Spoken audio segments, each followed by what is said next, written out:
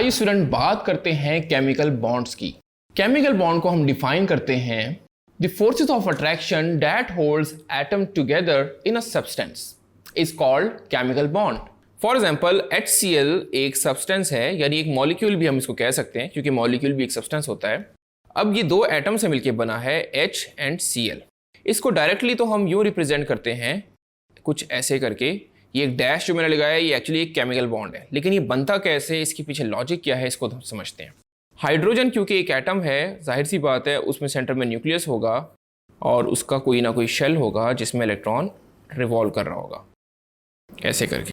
इसी तरह let suppose chlorine एक सेकंड एटम है, उसमें भी सेंटर में होगा न्यूक्लियस और उसमें भी कुछ इलेक्ट्रॉन्स रिवॉल्व कर रहे होंगे। पहले इसमें फर्स्ट शेल आ जाएगा, फिर आ जाएगा नेक्स्ट शेल जिसमें कुछ इलेक्ट्रॉन रिवॉल्व कर रहे होंगे। एक को हम नॉर्मली डॉट से शो करते हैं, दूसरे को हम क्रॉस से शो कर देते हैं। इसके आखिरी शेल में होते हैं 7 इलेक्ट्रॉन, तो मैंने लास्ट शेल इसका बनाया है। अब देखें, जब ये एटम एक दूसरे के क्लोज आते हैं केमिकल बॉन्ड बनाने के लिए, तो इसमें दो तरीके की फोर्सेस अप्लाई होती हैं। Number 1 forces of attraction and second one is forces of repulsion. अब आप सोचिए फोर्सेस ऑफ अट्रैक्शन कहाँ होंगी और फोर्सेस ऑफ रिपल्शन कहाँ होगी। याद रखिए लाइक चार्जेस रिपेल करते हैं और ऑपोजिट चार्जेस अट्रैक्ट करते हैं। इसका मतलब एक का इलेक्ट्रॉन दूसरे के न्यूक्लियस को अट्रैक्ट करेगा बिकॉज नेगेटिव और पॉजिटिव चार्ज है। दोनों के इलेक्ट्रॉन्स एक दूसरे को रिपेल करेंगे क्योंकि दोनों पे नेगेटिव चार्ज है, और दूसरे का इलेक्ट्रॉन पहले वाले के न्यूक्लियस यानी पॉजिटिव चार्ज को वंस अगेन अट्रैक्ट करेगा। आइए इसको देखते हैं विद एग्जांपल। तो देखिए ये इलेक्ट्रॉन है, ये दोनों इलेक्ट्रॉन एक दूसरे को यहाँ पे रिपेल करेंगे, यहाँ पे होंगी फोर्स ऑफ रिपल्शन। इसी तरह न्यूक्लियस पॉजिटिव चार्ज है, दोनों एटम के सेंटर में है, यहाँ पर भी फोर्सेस ऑफ रिपल्शन क्रिएट होंगी। लेकिन अगर हम फोर्स ऑफ अट्रैक्शन की बात करें तो आप इसको गौर करें, ये इलेक्ट्रॉन इस न्यूक्लियस को अट्रैक्ट करेगा, इसी तरह ये इलेक्ट्रॉन इस वाले न्यूक्लियस को अट्रैक्ट करेगा। तो स्टूडेंट्स हमने देखा जब एटम एक दूसरे के क्लोज आ रहे हैं तो उनमें फोर्सेस ऑफ अट्रैक्शन भी डेवलप हो रही हैं और फोर्सेस ऑफ रिपल्शन भी डेवलप हो रही हैं। तो केमिकल बॉन्ड तब बनता है जब फोर्सेस ऑफ अट्रैक्शन डोमिनेट कर जाएं। ये किसी खास पॉइंट पे होता है जिस पे हमें पता लगाना होता है कि either forces of attraction dominate कर जाती हैं या forces of repulsion.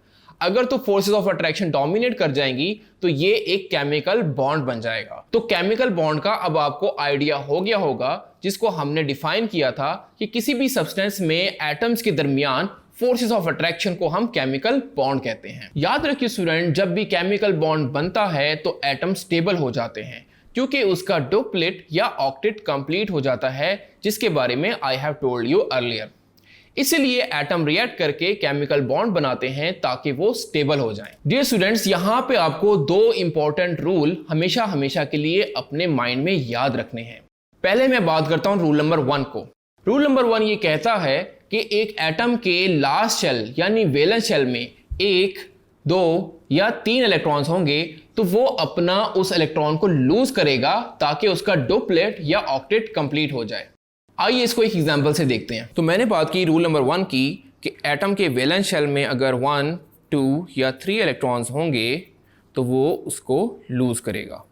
For example sodium का एटॉमिक नंबर है 11।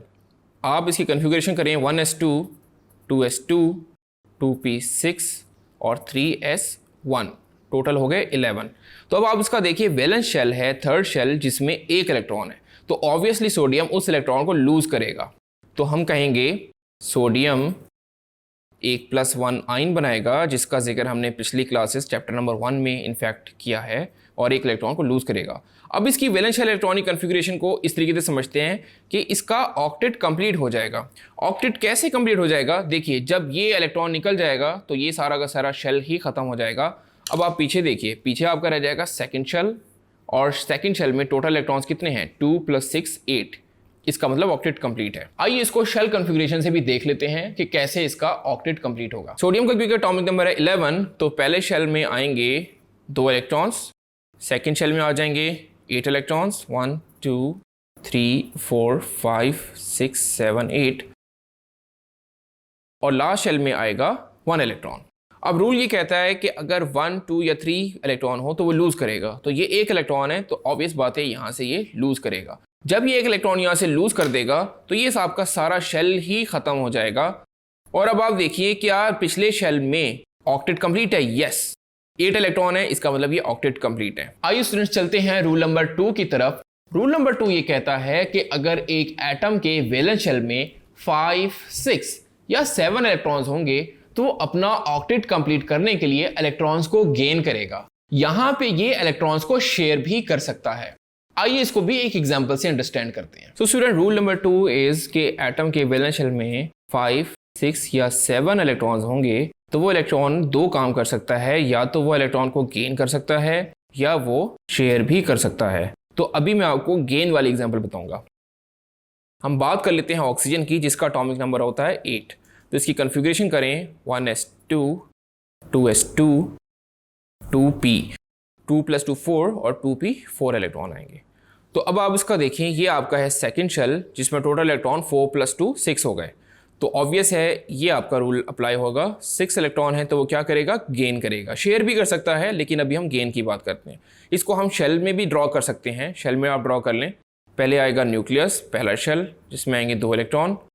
सेकेंड शेल आएगा जिसमें 8 की कैपेसिटी है और हमारे पास हैं 8 टोटल। तो 2 पहले में आ गए, 6 आएंगे सेकेंड में। 1, 2, 3, 4, 5, 6। तो देखिए स्टूडेंट्स, यहाँ पे इलेक्ट्रॉन को गेन करना ज़्यादा ईजी है।